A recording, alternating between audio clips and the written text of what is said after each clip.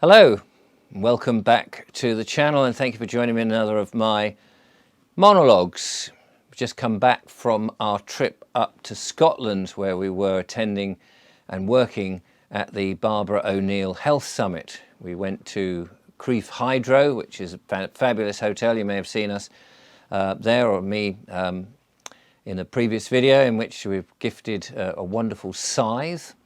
And then we went over to the Trump Turnberry Hotel in West Ayrshire. And if you watch the smoking pipe channel, wait a minute, the pipe smoking channel, that'll be the one, you may have seen us sitting in the room there. We were working very hard. I was emceeing and there was a lot going on. But back now, after a long trip, driving back in the trusty van. Today's video is really about why we should go back to the soil. The government, as we have seen in recent years, has progressively got to the point where I think for most people now it is totally unacceptable to live under the regime. And many people are waking up to the fact that the names that they have on their birth certificate doesn't necessarily mean it's them, and that actually it is something rather nefarious, that there's something strange and weird going on. Many people understand that the name they were given, the first name and surname, is actually a legal fiction. People will tell you that that's your legal name and it's to do with being able to have bank accounts and this, that and the other.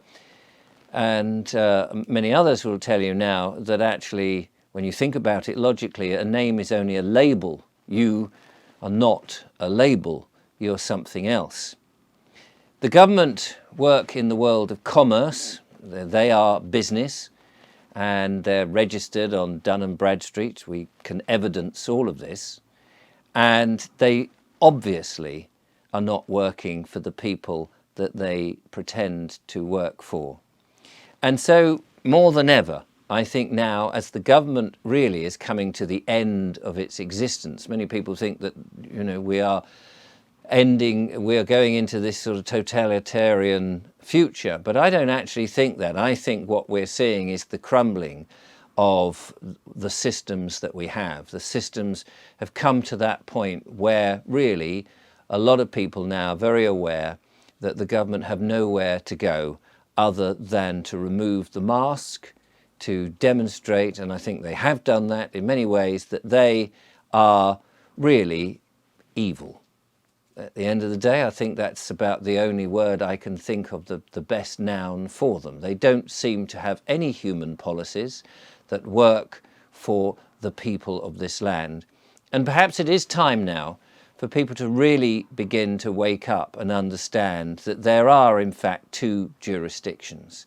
There is the fake flat earth world of paper and maps, in which people live on plots, on maps, with postcodes, and that there are paper documents of people demanding money from you.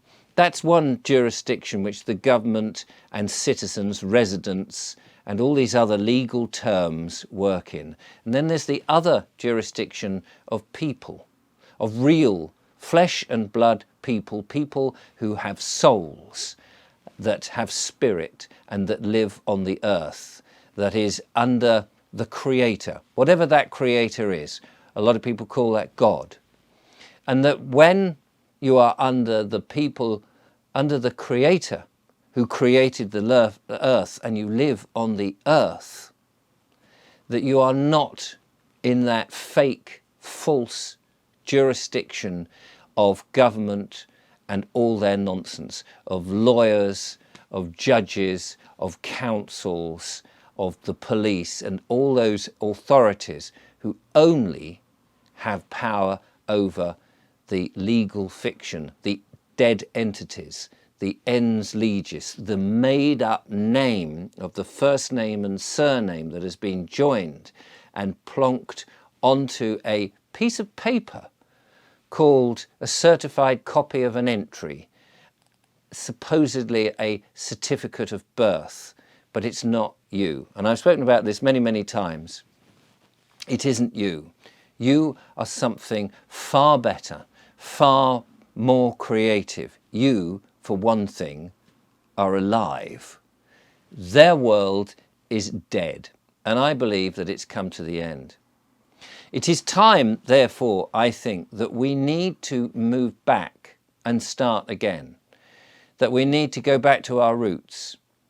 And one of the most important things is taking back responsibility for our lives, taking back that responsibility for growing our own food, for nurturing plants and animals, moving away from their system of supermarkets and everything at your convenience and trinkets and merchandise and all of these glittery things, and upgrade your phone and advertisements and all of this nonsense that does not bring happiness, that constant journey of, oh, the carrot is just there but it's unreachable, like the donkey and the carrot hanging in front of it. We need to go back and actually understand what is really important to us: our family, our friends, the ability to do things with our hands and our bodies, to put our hands in the soil and plant seeds that grow into food so that we can eat without having to pay things like VAT on top of things, without having to pay taxes for everything that you do, without having to have governments spying in on wanting to know, and without having to have digital IDs and all the other rubbish, without having to be placed into 15-minute cities, without having to have fluoride in our water, without having to send our school to learn stuff the government wants that they've put into their curriculum, which is not healthy. We need to move away from that dead system now. We can see it's dead, the mask is off, we see the fangs of evilness in their faces, we see the leering grin as they think they have us in their power. But once we realise that their power is paper thin, it really is paper thin, and we leave that jurisdiction, we get back to the soil, we stand on Mother Earth, we put our hands into the soil and we grow and we build our own places, then we will thrive. Julia and I have now, I think the completion on the land that we're buying is either happening today or tomorrow, and we will have our own tiny little parcel of land in which we intend to leave that jurisdiction and start to grow our own food, be self-reliant, reliant on our own ability and our friends and family and others who are doing likewise, so that we can make a new world. This sort of story of how you do that is reflected in the fictional story of Biggleswick, the town that wouldn't comply, in which people realise what's going on, this fictitious world. This book is yet to be delivered here. It's in the process of being printed, and if you want a copy and would like to read the story and see the truth bombs that are laid in the text, then go to richardvobes.me, I'll put the link in the description, and show your interest in the book. And then I will be able to email you as soon as it's available. It will be on a first come, first served, because I'm not putting the book on Amazon or any of these large, big corporations, because I have to stand by my principles. And so therefore a smaller company is printing those books, and they will be delivered here, and I will post them and sign them, and you will receive them. But we need to do something. We can't just continually let them do it for us. No party will ever get into that system and be benefit for you.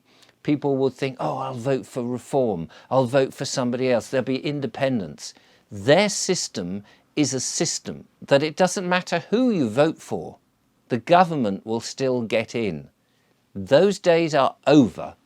That is dead. And if you want to leap off the cliff like a lemming, then follow that system, because there is only hardship and strife in that area. But for us to thrive, this is why we're here at this time, is to start afresh and from the ashes bring something new. Thank you for watching.